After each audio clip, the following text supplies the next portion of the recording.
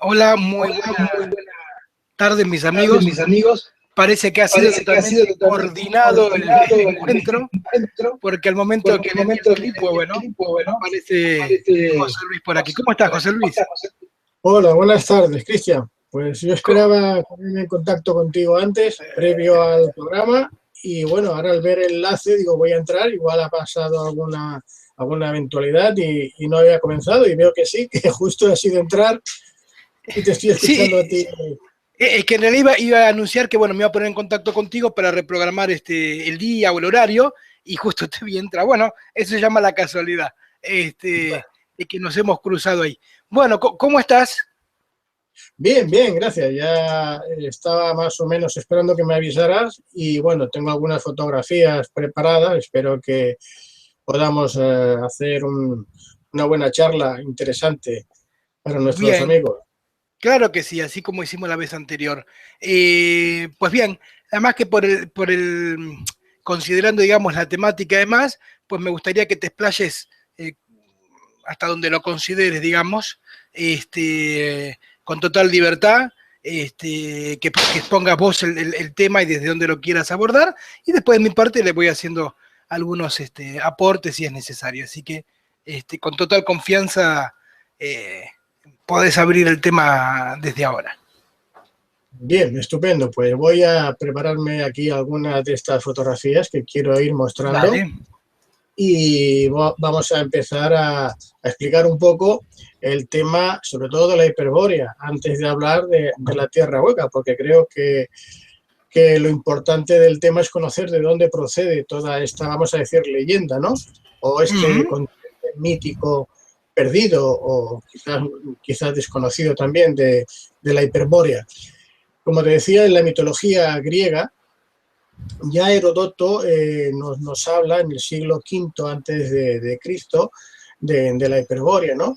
Él nos menciona una leyenda de este continente, él lo sitúa en la zona ártica, es decir, en lo que sería el polo norte de la Tierra, y dice que, bueno, que ya antes que él han habido otros historiadores, escritores y poetas griegos que hablaron de la hiperbórea, como fue Homero, por ejemplo, o Hesiodo o Píndaro, ¿no? Estos personajes ya habían hablado en el siglo VII, incluso el 8 antes de Cristo, sobre el continente de la hiperbórea. Bien, Herodoto y describe este continente, como hemos dicho, en la zona del Ártico. Aquí voy a mostrar un mapa creo que es del año 1513, si no, o 1512 aproximadamente, ¿no? Es un mapa que se conoce por Gerardo Mercatus, que es el que lo hizo. En la parte superior derecha, en esta especie de círculo, podemos observar que hay un mapa. Bien, ese mapa, si lo ampliamos, es este, y es justamente, este sería el continente de Hiperbórea, que vemos que está situado en la parte que correspondería a lo que es actualmente el Polo Norte. Vemos todo el círculo polar ártico, vemos una parte de Europa, de Groenlandia, de América, de la parte también norte de Asia, de Siberia. Y bien, este sería el lugar donde se encontraría ubicado este continente.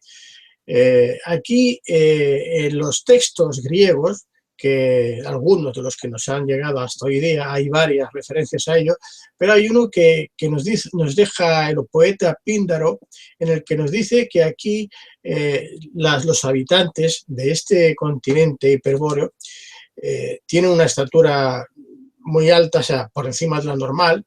Dicen que están dedicados casi siempre a la música, que están continuamente haciendo sonar instrumentos, como dicen las flautas, dicen las arpas, dicen los coros de las doncellas, están bailando también, y dice que no tienen enfermedad, que ni la enfermedad ni la vejez se mezclan en su sangre sagrada, es decir, que quiere decir que provienen o son descendientes de dioses y que por eso su edad bueno, es muy elevada. Ellos dicen que suelen vivir entre los 400 a los 1000 años de edad.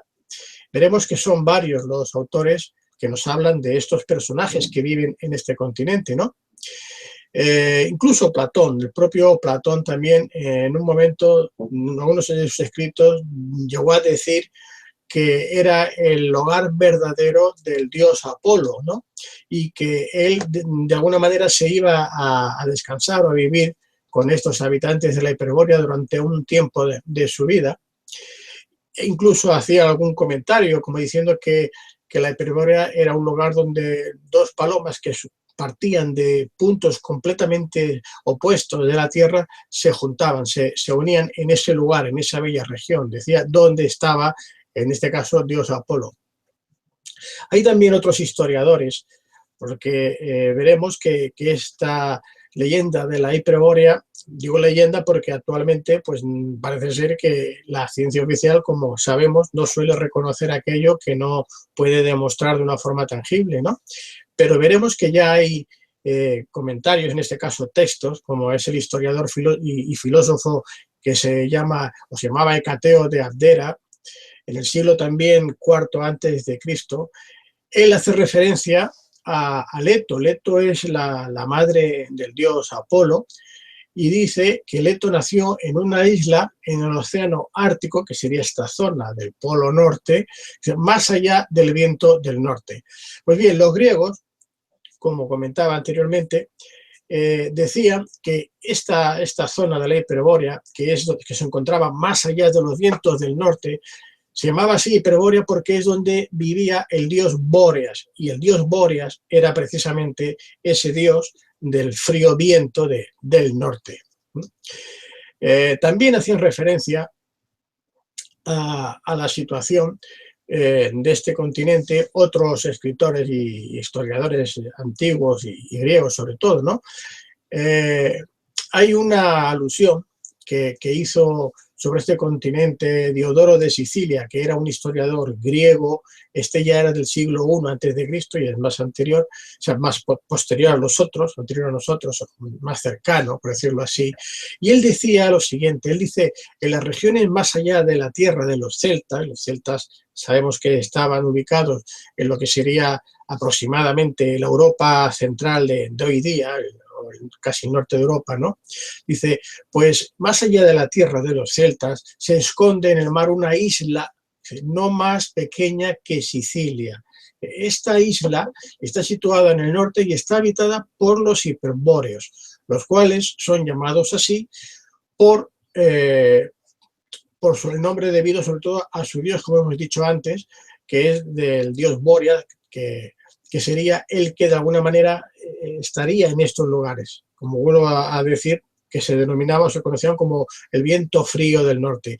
Y esa isla, dice también, es a la vez fértil y productiva en toda clase de cultivos, ya que tiene un clima templado. O sea, fijaros que estamos hablando del Polo Norte, del Círculo Polar Ártico, y nos dice que tiene un clima templado, es decir, que no habla de hielos, a pesar de que está situado en un lugar donde procede el viento frío del norte. Parece una contradicción, ¿no?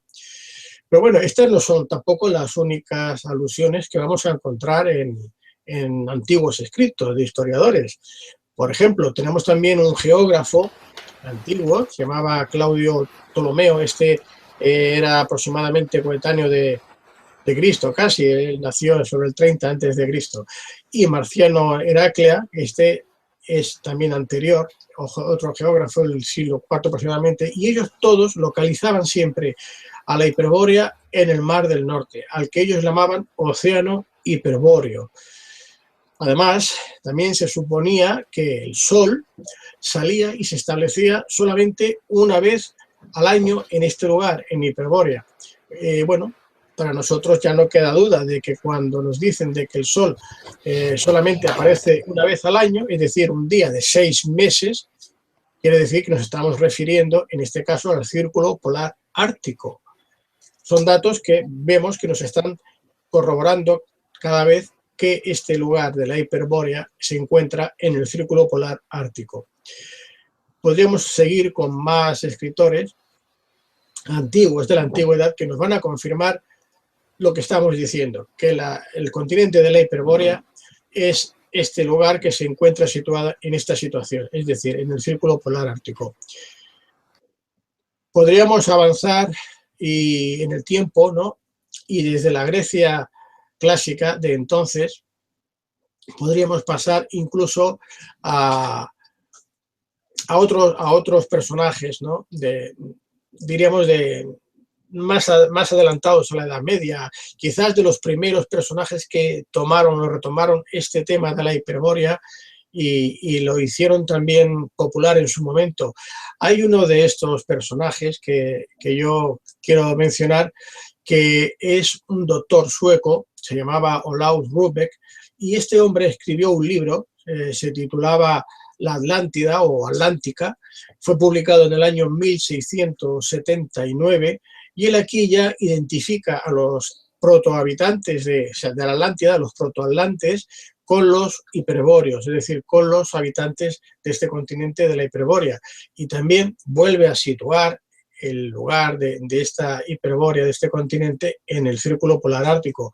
Hay otro autor también, este es un matemático, se llama John Godolphin Bennett, y este hombre, aunque es posterior, es mucho más reciente a nosotros, escribió también un trabajo de investigación que él lo tituló El origen hiperbóreo de la cultura indoeuropea, que veremos que luego los nazis en la Segunda Guerra Mundial van a acceder a este trabajo para sus investigaciones.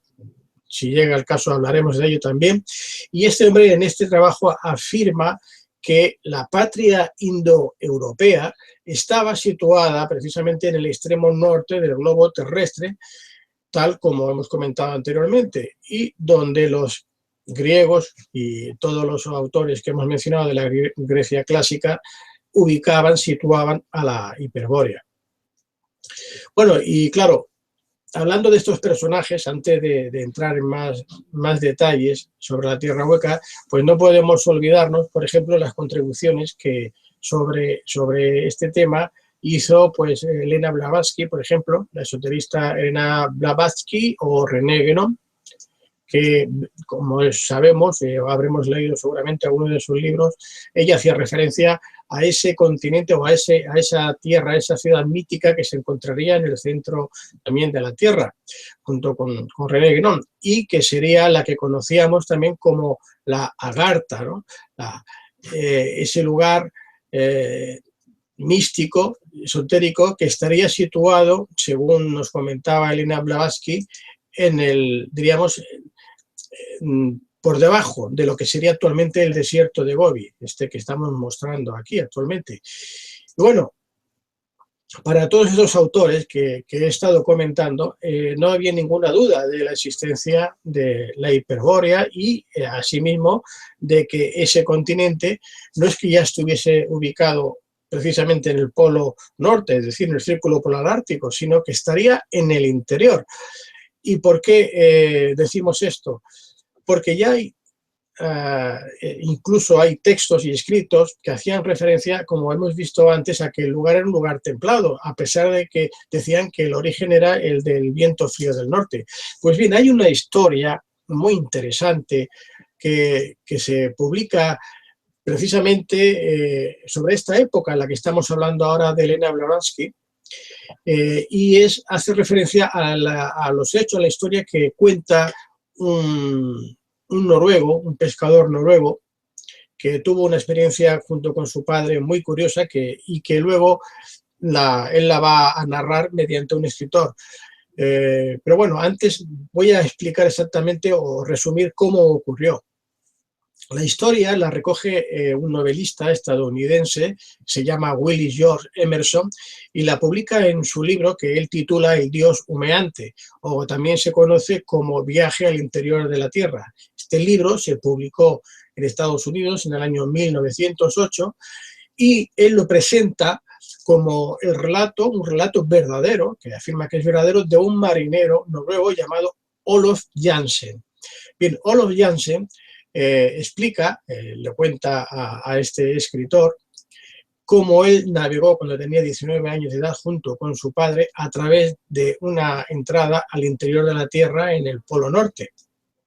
Él cuenta, y yo lo voy a resumir porque el libro es muy interesante, luego os daré los datos si queréis para que lo podáis leer, pero él cuenta que todo empezó un día de primavera del año 1829, cuando Olaf Jansen, que en esos momentos, como he dicho, tenía unos 19 años de edad, junto con su padre, se embarcan en un balandro de pesca con el fin de llegar a la tierra que estaba más allá del viento del norte.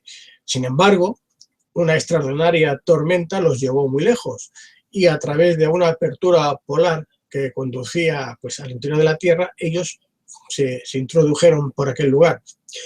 Al regresar de ese interior, estamos saltándonos ahora mucha parte de la historia, en el regreso su padre pierde la vida cuando choca la embarcación con un témpano de hielo y bueno, el bote, el balandro queda totalmente destruido. Olaf Jansen es recogido, es salvado por un pesquero y bueno, le cuenta al capitán todo lo que había sucedido, lo que había vivido, toda la historia, que es lógicamente increíble para este capitán, que ya incluso lo mantiene encerrado en las bodegas, lo toman por loco. Efectivamente, incluso sus parientes cercanos, un tío de Olaf que era pudiente, que tenía medios y contactos, lo engaña, le hace que explique la historia de lo que le ha sucedido a las autoridades y lo que consigue es que le den por loco. Él, incluso su tío, firma la autorización para encerrarlo en un manicomio y este hombre pues se pasa 24 años de su vida en ese manicomio, encerrado. Claro, cuando sale este hombre al cabo de los 24 años, pues lo último que quiere es que lo vuelvan a encerrar. Así que no le cuenta a nadie más esta historia fantástica hasta que, pasado unos años, veremos que se la va a explicar a este novelista, a este escritor americano. Él empieza a trabajar cuando sale como pescador, incluso logra ahorrar lo suficiente para luego, cuando ya es mayor, trasladarse a los Estados Unidos y se establece cuando llega allí primero en la ciudad de Illinois y después se traslada hasta California. Bueno, cuando ya está próximo a cumplir los 90 años de edad, Olaf es cuando conoce a este escritor, a William George Emerson, y traba una amistad con él, hasta que por fin ya se decide a contarle pues toda la aventura, todo lo que le había ocurrido. Es así cuando entonces Olaf, antes de morir, le dice al escritor que le va a entregar todos los mapas del interior de la Tierra que él había dibujado, que Olaf había dibujado, y también el manuscrito donde el noruego había descrito toda su experiencia y que bueno, que en vida no se había atrevido ya a volver a mostrar a ninguna persona más, precisamente por ese temor de volver a ser encerrado en el manicomio. Es cuando entonces Emerson empieza a describir en este libro el extraordinario viaje de Olaf. Y bien, en estas páginas de este libro, él narra y bueno, cuenta cómo consigue hablar con las gentes que conoce allí, que el marino ve dentro de las entrañas de la Tierra, y que dice que la lengua nativa de aquellas personas que la llega a aprender, que la aprende, puesto que se pasó 2 años con ellos, conviviendo con estos habitantes, que tenían una altura de unos 3 metros y medio, como vemos en esta ilustración del libro que acabo de mostrar. Y bien, Jansen afirma que los habitantes viven 400 a 800 años de edad, que tienen, como he dicho, una estatura media superior a los 3 metros y medio y poseen un altísimo nivel científico. Dice que su mundo, donde viven esta gente, estaba iluminado por un sol central al que llamaban Humo o Jumo, y su ciudad principal era denominada Edén. También dice que existían 4 grandes ríos a los que él denomina como Éufrates, el Pisón, el Gijón y el Hiddekel. Bien, desgraciadamente no tenemos tiempo para contar con detalle todo lo que se explica en este libro, que como digo es muy interesante, y yo aconsejo a nuestros amigos que nos siguen que simplemente poniendo en Google el título del libro, que ya lo hemos mencionado, El dios humeante, le va a aparecer seguramente varios lugares donde los podrán encontrar y leer. Bien, podríamos hablar de otros autores que describieron también al respecto de la Tierra hueca. Sin duda alguna, todos recordaremos al más célebre de ellos, a Julio Verne, ¿no? En su famoso viaje al centro de la Tierra, que curiosamente también fue publicado en estas fechas, es decir, en el año 1864. Bueno, y es que la teoría de la Tierra hueca no es nueva. Como hemos visto ya, los griegos nos hablaban de ese país, de ese lugar que estaba en el Polo Norte y que parece ser que luego cambiaba la climatología de la Hiperbórea. En su día, Platón, él mismo llegó a insinuar ya, dijo Platón y Aristóteles y Lucrecio y hasta Séneca, por ejemplo, por citar a los más célebres, ¿no? Y ellos ya decían que efectivamente la Tierra tenía que ser hueca, pero fijaros que de una forma científica, por decirlo de una manera ya con mayor seriedad, si cabe, cercanos a nuestro tiempo, ya es un conocido científico. Es en el siglo XVII cuando el científico y astrónomo inglés Edmund Halley, lo conoceréis más seguramente porque es el que luego descubrió lo que sería la trayectoria del cometa Halley, que lleva su nombre. Pues bien, como decía, este fue el primero en desarrollar toda una hipótesis científica sobre la Tierra hueca.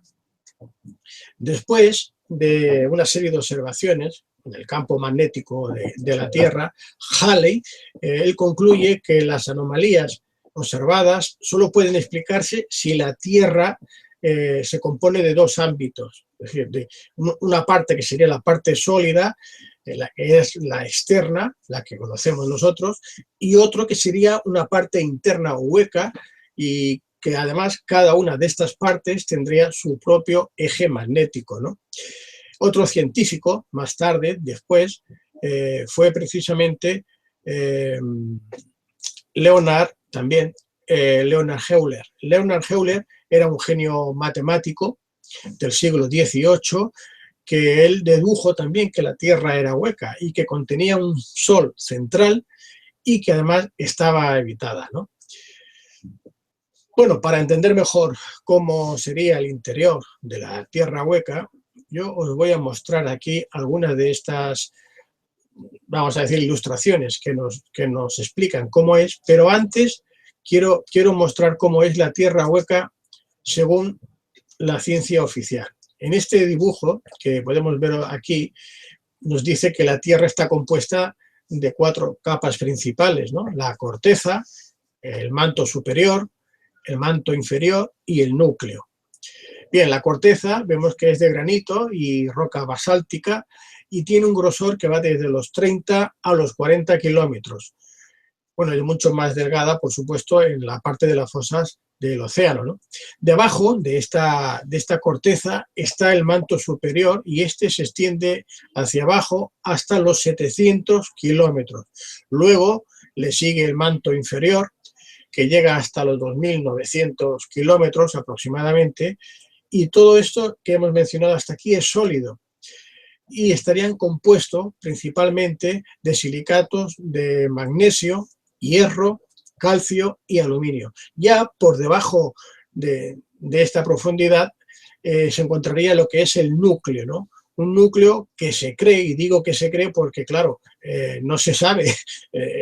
Aquí estamos ahora hablando sobre las hipótesis que nos presenta la ciencia actual, y dice que está compuesto, o debería de estar compuesto, principalmente de hierro en estado de fusión, es decir, de hierro fundido. Bueno, esta sería la Tierra que nos dice la ciencia ortodoxa, la oficial, que es como es actualmente. Y bien, de aquí ya mostramos una primera ilustración de cómo sería esta Tierra que nos estaba contando, en este caso, Edmund Halley o Leonhard Euler, ¿no? Como vemos en esta imagen de aquí, hay dos cortezas, la corteza externa y después la corteza interna. Ambas, o sea, entre ellas, están separadas por el magma, que a su vez sería el centro de la gravedad, es decir, que el centro de la gravedad de la corteza externa sería ese magma y el centro de la gravedad de la corteza interna también sería ese magma. En el interior vemos que hay una especie de sol central, que sería en este caso un segundo punto de gravedad también, y este además aparece que está rodeado por una especie de nube o de atmósfera semejante a una neblina. Quizás de ahí surgiera esa denominación que hemos dicho antes, que en el libro de Olof Jansen le daban a este sol central, lo de humo, ¿no? O humo. Bien, como decía, en los polos norte y polo sur, en ambos polos, es donde se encontrarían las aberturas. Y tendría un diámetro aproximado, más o menos, de unos 2.000 a 2.250 kilómetros. Aquí tengo alguna ilustración más de lo que os estaba comentando. Y en esta ilustración veríamos esta abertura cómo sería con esta distancia aproximada de unos 2.250 kilómetros. Para que nos hagamos una idea de esta abertura, qué dimensión tiene, diríamos que aquí nos cabría perfectamente lo que sería el espacio que ocupa España, por ejemplo. De Barcelona a Vigo, pues hay 1.200 kilómetros aproximadamente, pues fijaos, es el doble, aquí caben dos Españas prácticamente, ¿no? En este espacio, que sería la entrada al interior de la Tierra, en el polo norte o en el polo sur. Y aquí veríamos una representación de todo el planeta, de la Tierra hueca, y como vemos, pues nos encontramos con la parte de las cortezas externa o interna, incluso la parte donde está el mar, el sol central y las dos aberturas o entradas o salidas. Esta sería la imagen que nos representaría lo que os estaba comentando, ¿no? Y claro, seguramente que ahora en este momento que estáis viendo esto, pues muchos os preguntaríais que si esto es tan evidente y ya hay varios científicos que nos han estado diciendo que tiene que ser así, porque incluso si no fuese hueca, pues con la masa de la Tierra al girar y con la fuerza de la gravedad se habría ya de alguna manera como explosionado, o sea, que se habría destruido. ¿Cómo es que no se han obtenido pruebas de esto? Bueno, pues vamos a ver algunas fotografías que sí que nos están indicando que efectivamente en la Tierra parece ser que hay estas aberturas. Yo aquí tengo algunas de los satélites. Antes de mostraros la de los satélites, hay otra fotografía que quiero que veáis, que es la de las líneas estas que vemos aquí, representarían el recorrido que hacen los satélites actuales que tenemos, los satélites de comunicaciones, etcétera, ¿no? Como vemos, todos tienen un recorrido que intentan evitar lo que sería el polo norte, donde estaría, en este caso, pues esa oquedad, esa entrada al interior de la Tierra. ¿Por qué lo evitan? ¿Por qué no hay ninguna trayectoria que pase por encima del polo? Ninguna, todos lo bordean, lo evitan. Pues posiblemente porque ahí es donde se produzca alguna alteración electromagnética que pudiera ser que estos satélites, no sé, o se metieran hacia el interior o salieran despedidos, no sabemos qué podría ocurrir. Seguro que los científicos que han evitado que los satélites pasen por aquí sí que lo saben perfectamente por qué no pueden pasar por aquí encima. No obstante, yo aquí tengo algunas fotografías obtenidas por satélites. Aquí tenemos estas bueno, esto fue del Apolo 11. La fotografía que tenemos aquí es del Apolo 11 y como vemos se ve perfectamente este orificio, esta parte del círculo polar que está oscurecido como si fuese, pues eso, un orificio gigantesco. Aquí tenemos otra fotografía también del satélite, esta es de la ESA, creo que es del año 1997, hablo de memoria ahora. Tenemos otra fotografía también de otro satélite de la ESA. Aquí tenemos otra más, que aquí estaría, creo que está representando parte de lo que sería la Antártida. Este sería otra fotografía del satélite. Aquí tenemos alguna fotografía, ya esta es de la NASA, creo. Aquí se ve claramente la Antártida, el orificio. Este otro es de la NASA y aquí lo que vemos son las nubes alrededor precisamente del, creo que es el Polo Norte, si no lo veo mal.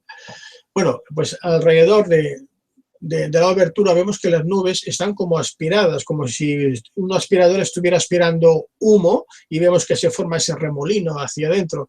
Y está claro que esto solo puede producirse porque las nubes van hacia el interior.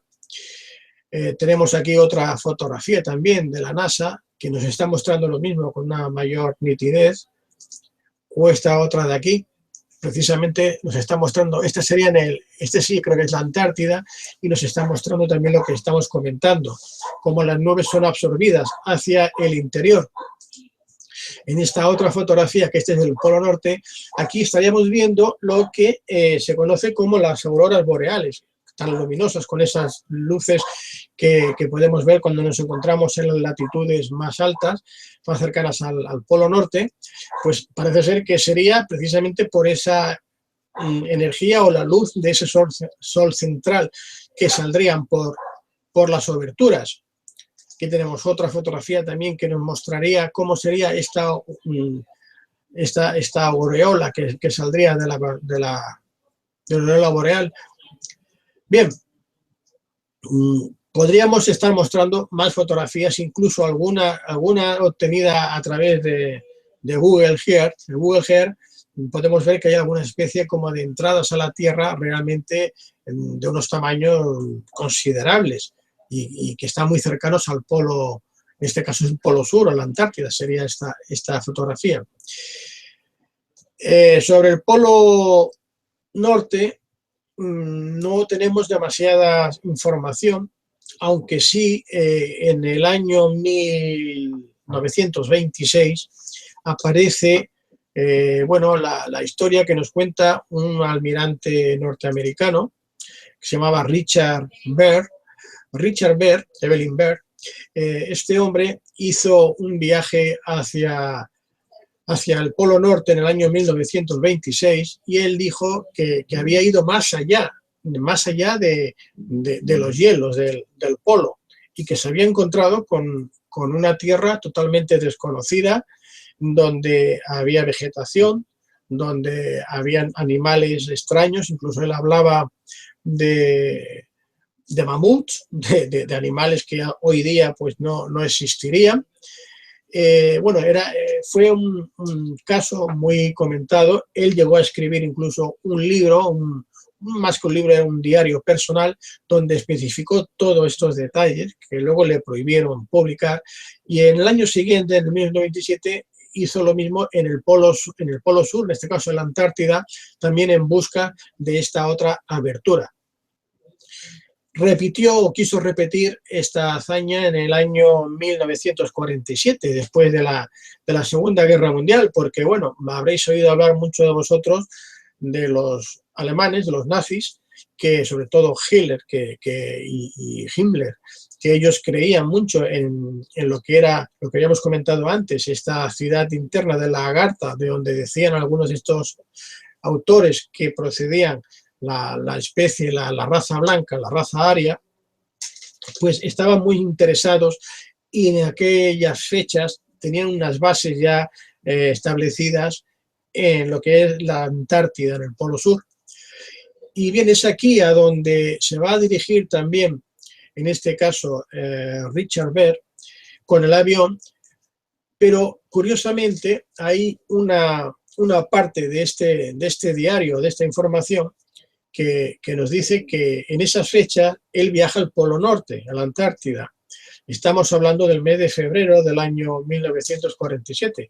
Claro, en esa fecha en la Antártida es invierno, por lo tanto allí todo es hielo.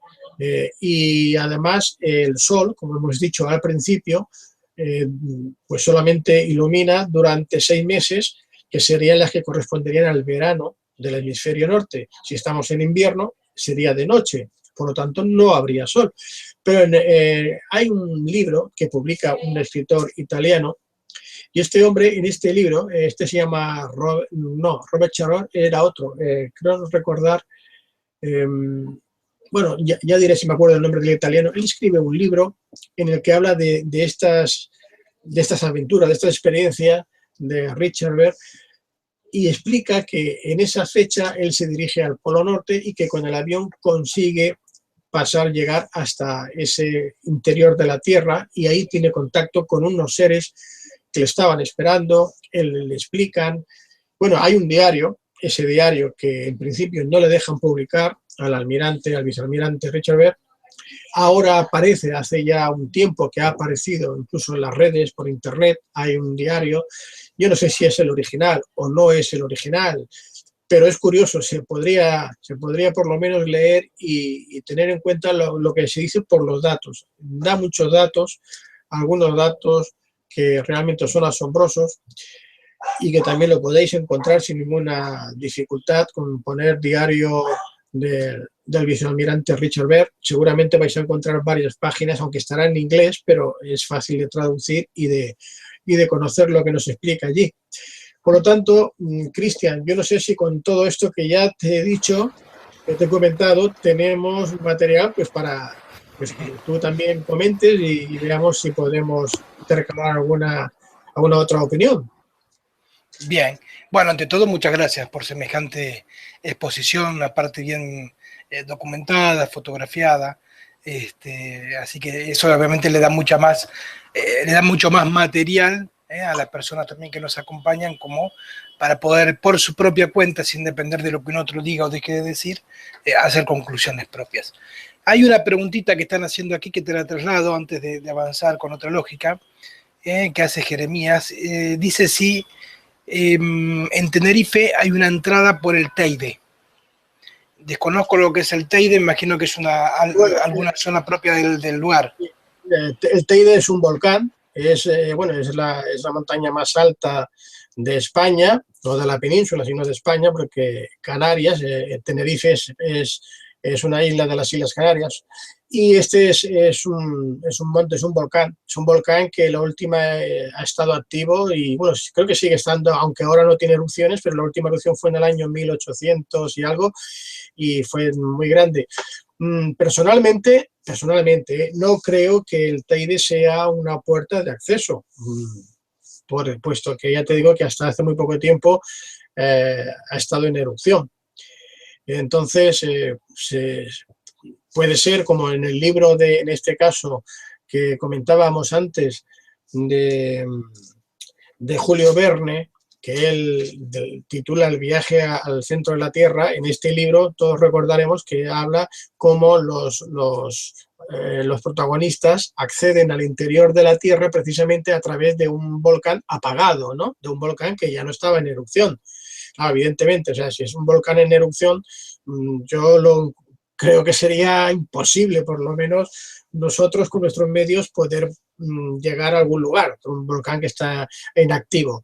Por lo tanto, un volcán que no esté inactivo, que pudiera ser una puerta de acceso, eso sí pudiera ser posible, ¿no? En este caso, incluso pues en la novela de Julio Verne, que como vemos, parece ser que ha acertado en todo lo que nos ha escrito, ¿no? Nos falta por descubrir o por confirmar que efectivamente se puede acceder al centro de la Tierra por medio de algún volcán apagado, como el que él nos cuenta en Islandia, ¿no? En la novela. Y hay historias, sobre todo son leyendas, hay muchas leyendas en varios países, incluso en España tenemos leyendas, ¿no? Yo recuerdo una de hace muchos años que ya se publicó, de unos niños que aparecieron en la montaña mágica de Montserrat. En Barcelona tenemos unas montañas que seguramente la habréis visto alguna vez, la habéis conocido, se llaman mágicas por las formas que tienen, tal. Está prácticamente horadada, hueca, en su interior hay muchas cuevas de kilómetros y kilómetros de recorrido y profunda, y bueno, y es posible, yo no digo imposible, pero es posible que tuviesen conexión en algún momento, puesto que eso está formado desde hace millones de años, por el mar que en su momento había por allá, pues se hubieran formado alguna corriente y se hubiesen comunicado esta parte externa con la interna. Pero son hipótesis, no podemos afirmar, puesto que no tenemos pruebas tangibles para decir, sí, mira, esta es una entrada o aquella. Tenemos lo que he comentado antes, el Polo Norte y el Polo Sur, y si quieres, pues ya profundizaremos más en cada caso. incluso con los mapas que publicó, en este caso, la Alemania nazi. La Alemania nazi, creo que por aquí tengo algún mapa y algún documento oficial. Mira, por ejemplo, este es un documento nazi de los alemanes que explican en este documento que estoy mostrando cómo se accede, aquí están los mapas de la Antártida y cómo se accede a su interior, el camino, incluso cómo hacer todo este recorrido. Aquí en este otro documento tenemos las instrucciones. Está todo en alemán, evidentemente, pero está explicando cómo acceder por este camino. En este otro es un dibujo del mapa del lugar donde se encuentra la entrada por la Antártida. Este sería una especie de túnel, el túnel por el que tienen que pasar, ¿no? Y bueno, y así tendríamos varios documentos.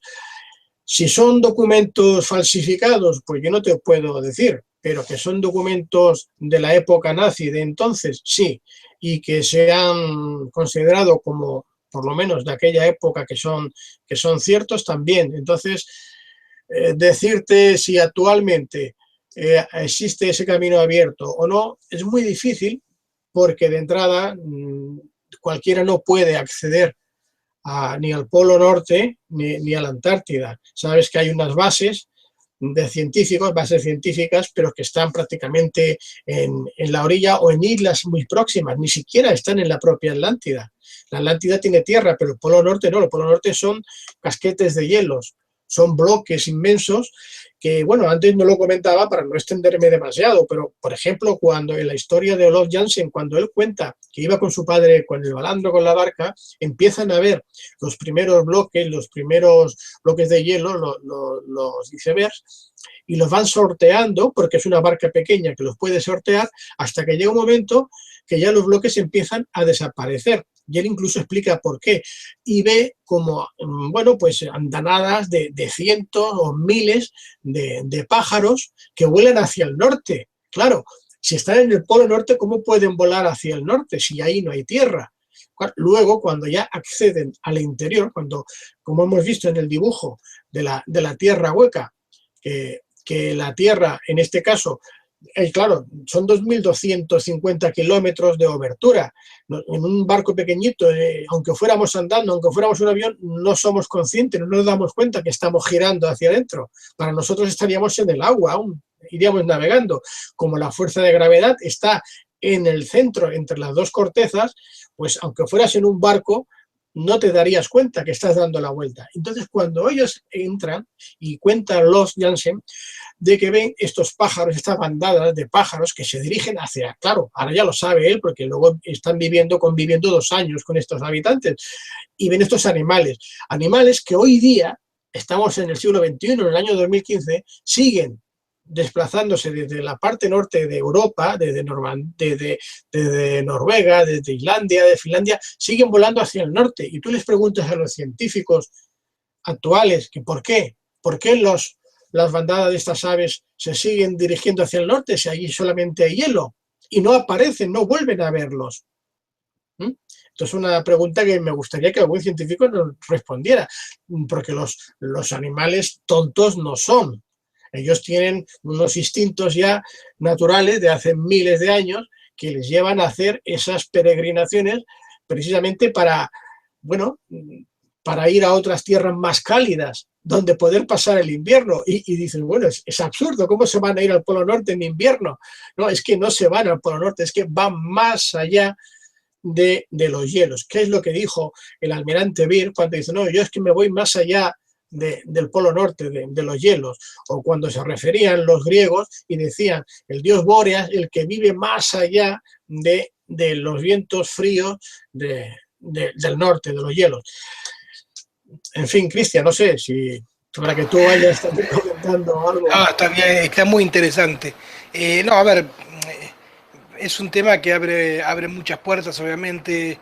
Si bien has brindado un montón de información, esto que has dicho es la punta del iceberg, hablando de iceberg, porque ahí después empieza todo el análisis de cada una de las lógicas que puede haber, civilizaciones, de dónde surgen, a dónde van, qué influencia pueden tener o no con nosotros, inclusive, bueno, cuestiones que se abran con o bien habitantes o ciudades intraterrenas, pero interplanos, o directamente también toda la lógica que hay de los temas que hablan de bases extraterrestres y demás. O sea, como es un panorama extremadamente amplio el que hay para hablar. Por lo tanto, lo que te propongo, José Luis, considerando la hora, es que hagamos una segunda parte donde todo esto que hoy planteaste lo analicemos directamente. ¿Qué te parece? Bueno, tú sabes que por mí no hay ningún problema. Ya lo comentamos y vamos viendo qué temas, de acuerdo también a los que nuestros amigos videntes o oyentes, si nos oyen o nos ven o nos siguen, pues también que ellos propongan, porque normalmente yo suelo también acceder bueno, pues a hablar sobre estos temas que nos proponen, ¿no? Porque les interesa más un tema que otro. Y ver hasta qué punto pues profundizar en estos temas sería buscar quizás más testimonios de personajes, de personas, de situaciones que te pueden corroborar de alguna manera lo que aquí se ha estado diciendo también pues de una forma más somera, es decir, superficial. No podemos profundizar ahora porque tampoco tenemos tiempo ni lo hemos preparado, de hecho, para profundizar, ¿no? Pero bueno, sí, para estos datos que hemos aportado con estas fotografías que se ven, esas son fotografías reales, no hemos puesto ningún Photoshop ni ninguna representación, no, o sea, esas son fotografías de los satélites de la ESA del año, creo que está desde el año 1977 hasta el 1990 y tantos, y bueno, en aquella época salían las fotografías y no existía la técnica de ahora que rápidamente rectifican, te ponen unos parches, te cambian, incluso con el Google Earth estamos descubriendo monumentos, pirámides, templos, ruinas que hasta ahora no se habían descubierto porque no teníamos esa maravillosa herramienta que es el Google Earth. Cuando se dan cuenta la ciencia oficial y allí hay algo que no se tiene que conocer, que no tenemos que ver, automáticamente no tardan nada en ponerle un parche y vas tú al día siguiente otra vez al mismo punto con la latitud, longitud, todo igual y ya no está, ya te encuentras con un parche. Eso me ha pasado a mí muchas veces. A veces amigos oyentes me escriben, me dicen, mira, José Luis, acabo de encontrar esto aquí. Claro, llego, lo veo, sí, y saco la fotografía de Google Earth, que suelo tener varias, al otro día voy a volver para analizar con más detalle y ya no está. Y ya me encuentro con un parche, ¿no? Además de una manera que se nota que han pegado ahí un pegote. Entonces, claro, ¿por qué lo ocultan? Ahí está, ¿no? Bien. Bueno, además también contar todo lo que desde el hermetismo, sí, todo lo que el hermetismo también para aportar respecto de lo que es Tierra Hueca, Hiperbórea y otros continentes, ¿no? Digamos que no es el primero. Y decir que, como para cerrar, como mensaje de cierre, que una charla similar seguramente hubo hace, por ejemplo, un poquito más de 500 años, cuando algunos decían que la Tierra era plana y aparecían algunos disidentes diciendo que la Tierra era redonda. Si vamos más atrás... Que fíjate que hemos dicho al principio, hemos hablado de Homero, hemos hablado de Platón, hemos hablado de historiadores y de geógrafos que ya en el siglo V antes de Cristo ya decían que la Tierra era una esfera. Y no solamente era una esfera, sino que te decían además que era hueca o que tenía que ser hueca por eso y tal. Por lo tanto, eso de que la Tierra era plana, eso lo dijeron posteriormente los de siempre, los que tienen el poder de facto, los poderes fácticos, pues para seguir con esta mentira, con esta manipulación de engañar al público en general para que estén limitados y bueno, ya ni siquiera pongan en duda lo que desde pequeñitos nos están inculcando en las escuelas, en los colegios, para que no nos hagamos preguntas embarazosas que les van a destruir todo lo que han levantado, como se suele decir, gigantes con pies de barro, ¿no? Porque están basados en la mentira. Entonces eso pues no tiene mucho tiempo para sustentarse. Pero ya la Tierra, sí, ya se conocía que era esférica, o sea, o redonda, como se suele decir, hace miles de años. Eso se ha sabido siempre. Lo que ocurre es que esa información, como lo que había en la biblioteca de Alejandría, que fue quemada varias veces, y no accidentalmente, sino que fue destruida porque no se quería que la gente tuviese acceso a esos conocimientos. que eran conocimientos ancestrales milenarios, por supuesto. Si tuviéramos hoy día acceso a la biblioteca de Alejandría, nos sorprenderíamos de lo que sabían nuestros ancestros. En fin. Exactamente. Por eso ahí digo, no se trata de aprender cosas nuevas, sino de recordar las que ya sabemos, digamos, ¿no? O sea, exactamente. Ahí, eso es. La ciencia es especialista en darse vuelta como un calcetín, como dicen, ¿no? Un día la Tierra es plana, otro día es redonda, un día la Tierra es el centro del sistema solar, el otro día ya no, bueno, estamos acostumbrados a esas cosas. Así que bueno, José Luis, de mi parte, mil gracias por el encuentro de hoy. Creo que ha sido totalmente enriquecedor y que además le va a dar tiempo a procesar información a las personas que tengan la amabilidad de acompañarnos hoy en vivo y que luego lo estarán viendo.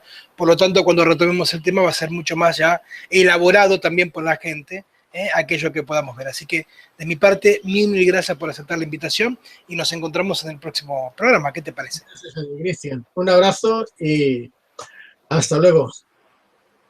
Y para todos ustedes también, que tengan muy buenas tardes y nos encontramos en otro programa aquí en el canal de Tu Propio Camino, el canal de Escuela Ética. Hasta luego.